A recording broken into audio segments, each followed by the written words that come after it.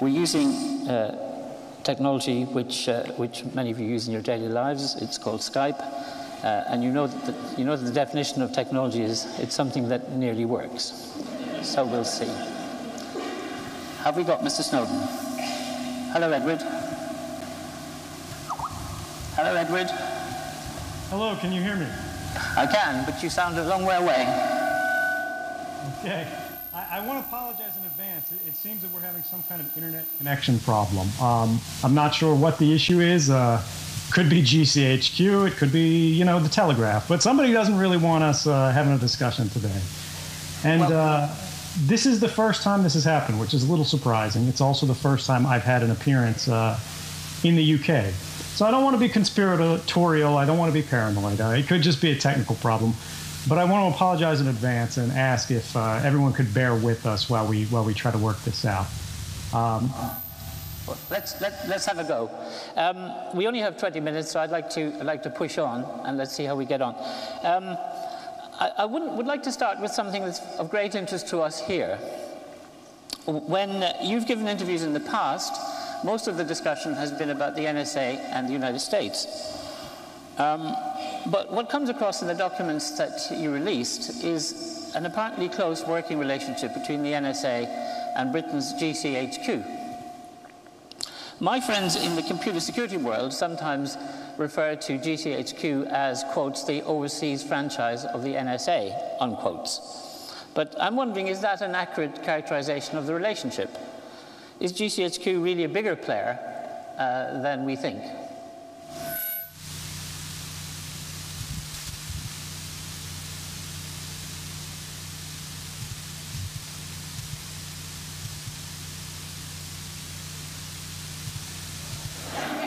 Yeah, it is.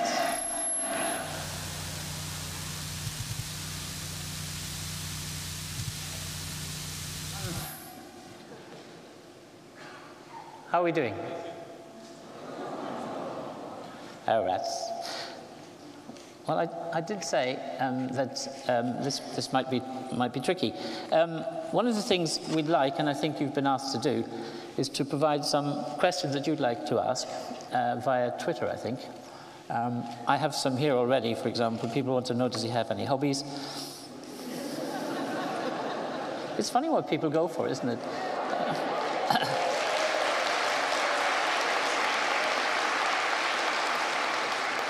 Hello, Edward. Are you back? I have to apologize. I cannot hear you at all. It sounds like you're on the Martian surface right now. Could you try to just your question, if you have it, in 2 or 3, maybe one sentence? Okay. My question is GCHQ as big a player in this field as the documents appear to suggest?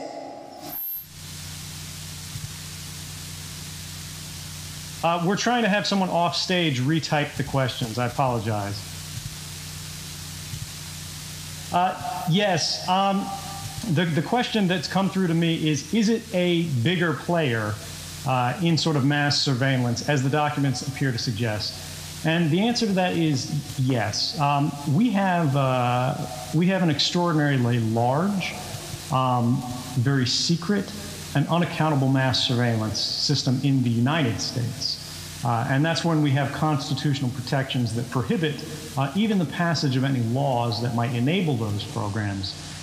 Despite this, we have something extraordinary going on over there.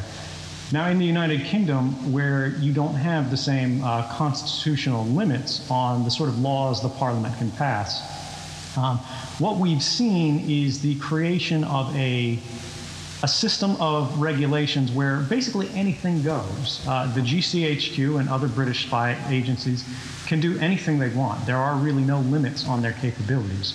What they do is they collect everything that might be interesting to them, which includes basically a 5-year backlog of all the activities of citizens in the United Kingdom. For example, through the collection of their metadata records, which is who they call, the locations that they travel, where their cell phones are associated with towers. And then they try to say, well, we collected this information, but we'll protect it on the back end. We'll institute some kind of policy protection, some sort of limited rules that say, although we'll watch all of you all the time, we won't look at what we've gathered on you. We won't look basically at the information that we collected unless we go through a certain procedure. Now, even that, even if you believe that is reasonable, which is in fact not reasonable because that's not how rights work, right? You don't have to say why you deserve privacy. You don't have to say, I need the right to privacy for this reason or for that reason. It's up to the government to justify its intrusions into your rights. You, as a citizen, never have to justify why you need a right, or it's not a right at all. It's something circumstantial. But even if that were the case, and even if you thought it was reasonable for them to collect this information, the reality is that these policy restrictions and these rules and regulations for accessing this data is not uniformly applied. There are exceptions, and it's basically an open season at these spy agencies. For example, the GCHQ goes far further than the National Security Agency in the United States does, because they use unlawfully collected information to pursue basically criminal prosecutions, and they use this to share with other countries, where they will use intelligence powers, foreign intelligence powers, to gather information that's then used for law enforcement purposes. And this is very dangerous because when we think about the fact that evidence is being collected against us, but we don't have the opportunity to challenge it in courts, judges are not aware of where this information, where this evidence originated from, it undermines the system of laws and the system of justice upon which we all rely. Okay. Does that answer your question? Yes, it does. Thank you. The other side of this coin are the commercial companies like Google. Yesterday in an interview, you said some very hard things about companies like Google, Facebook, and I think Dropbox. Are you really seriously suggesting that people should avoid using services provided by these companies?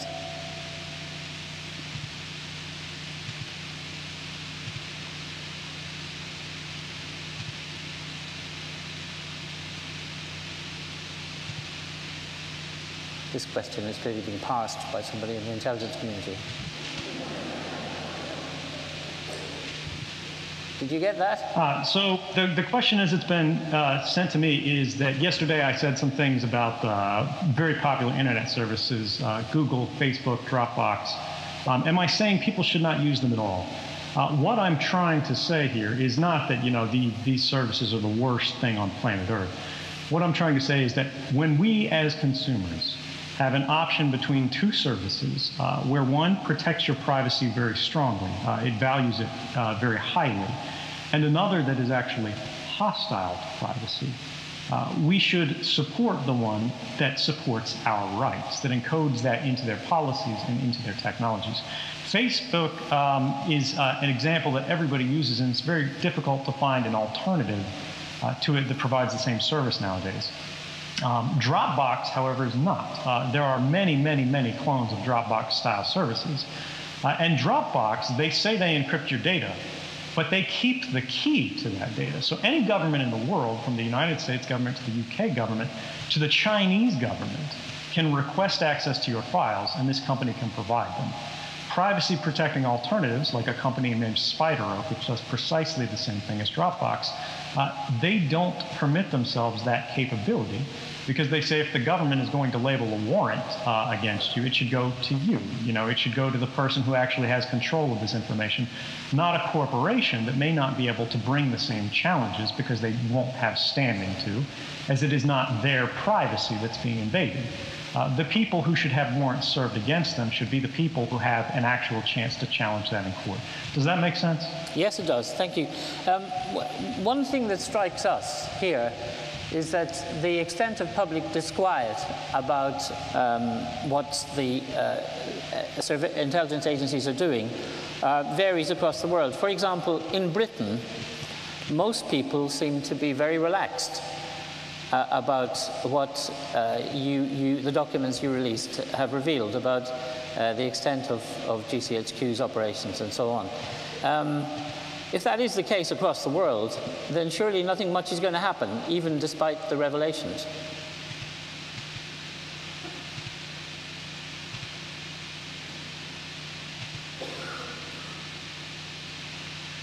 So I don't think it is it's necessarily true that because the public reacts less strongly in one jurisdiction than another, that there will be no change. When I initially came out about this, and I was talking to other technologists and computer scientists about how we can fix this problem, there are broadly two tracks. The first is political. In our sort of national legislatures, we can push for reform, we can push for an increased respect for our rights, really not an increased respect, but a restoration of respect for rights that we've lost in sort of this terrorism era that we see going on today. But you know, there are many countries around the world, and not just the United Kingdom, where we have this problem with public engagement. In the United States, uniformly, every newspaper across the country reported on this scandal, and they talked about why this needs to change, what kind of reforms we need to institute, and they debated where the line should be drawn. In the United Kingdom, we haven't seen that happen. We've only seen one newspaper, The Guardian, do that. All of the other newspapers, you know, and I don't know why, whether this is a cultural thing, whether it's because they felt that they had been cut out of the story because they didn't have access to any, I guess, information sharing there. But they didn't cover it, or they covered it in a hostile way that I think did a disservice to the public. And even when legislatures, you know, they push back and they go, you know, it doesn't really care, or it doesn't really matter what the public says. You know, we are the rulers, we are the leaders, we will decide how things are going to work in this country. And it doesn't matter what the average person feels. They're not the ones making the decisions, we are. If you have a problem with that, vote us out. But we control the media, so you're not going to get a chance later on. So political reform is a challenge in many places around the world, but that's normal. That's always been the state of the world. However, if there's even one part of the world, one region, it can be Germany, it can be the United States, it can be London, where we have a technical community that believes that this is a real problem, that believes that mass surveillance, you know, the GCHQ strategy of amassing a haystack of human lives and then sorting through it whenever they want to try and find needles, is contrary to the values that we as a society hold. They can institute protections on the technical level that enforce our rights in a way that's not dependent on national laws. Because let's say in the United Kingdom we passed robust new reforms that prevented the infringement of citizens of the United Kingdom their rights by intelligence agencies operating in the UK.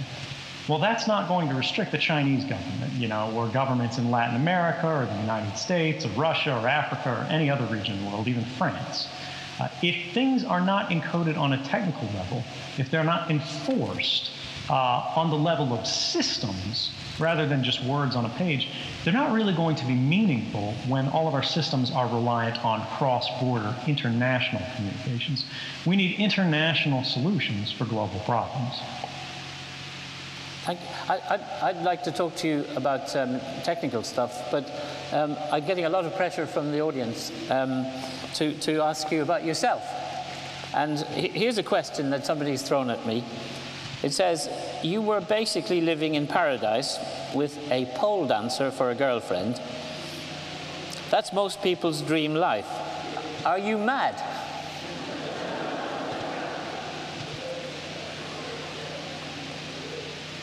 I should add, it's not my idea of a dream life, but there you go.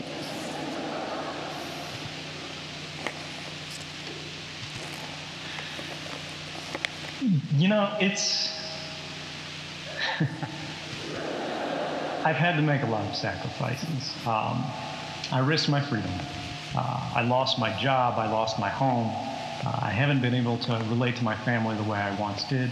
And I can't return to my home country, and that's a lot to give up. But my biggest fear when I did this was not what would happen to me. I didn't care what would happen to me because this is not about me. I was simply the mechanism of revelation. What matters is that in our times, in this post-9/11 period, you know, in this post-7/7 period, we have seen the public increasingly lose rights again and again to a state structure, a security structure that's becoming increasingly empowered. At the same time, it's becoming increasingly secret. And so this brings questions that go beyond surveillance into what kind of world do we want to live in? Do we want to live in a world where government can make decisions for the whole of society behind closed doors without accountability to public opinion or to our shared laws? And when you ask me this, I have to say no. I have to say I believe that, the country that gave us the Magna Carta believes that there are lines, there are limits that even the government must comply with. And when the government unchains itself from any kind of restrictions, when the government says the ends justify the means, we have transitioned from the point of a democratic liberal society into one that is somewhat more authoritarian. And the question is this something that officials can determine on their own, or is that a decision for the public? And we can't make these decisions if we don't know about them. All democratic societies are founded on the principle that they're founded on the principle that the consent of the governed is from where all decisions, all governments draw their legitimacy. And consent is not meaningful if it's not informed. And I think that's the challenge that we saw last year. And that's why we've seen the strength of the response we have today. And ultimately, I think that's why things will change. We are transitioning out of the terror footing and moving to recognize that younger people today are the beginning of a post-terror generation that have different values and are not prepared to give up their rights without seeing that these programs are necessary and that they respect the foundation of our societies. Okay. Are you surprised that we now know there's a second whistleblower? Have you started something that's going to roll?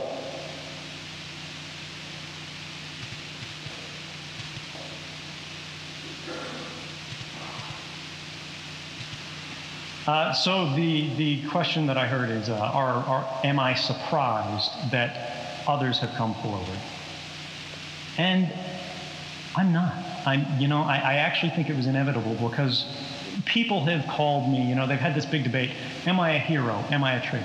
First off, it doesn't matter. It doesn't matter whether I am, the most wonderful person on earth or the most terrible. These issues are not about me. They're about us. It does not matter what happens to me, whether I'm, loved by history or whether I disappear into a hole. That's okay. We should not say this person is a hero. We should not praise the hero. We should praise the act, right? Because I'm an ordinary person in an extraordinary circumstance. This other individual, whoever they may be, it's extraordinarily courageous that after seeing the things that have come to whistleblowers who have come before in the United States, people who have been, they've had their lives destroyed, they've had their careers destroyed, they've been thrown in prison for 35 years, that this person would stand up and put their life on the line because they believe that they have a civic duty that they hold to more closely than they do to their self-interest. And that is something that I don't care who the individual is. I don't care whether they are the deepest, darkest criminal. That is something that we should respect. That is something we should value. And it is something that we promote. Everyone has a role to play in their government. Everyone has a role to play in our societies. And if you believe in something, you have to stand for something. Edward Snowden, thank you very much for being with us. And I hope you have a nice weekend.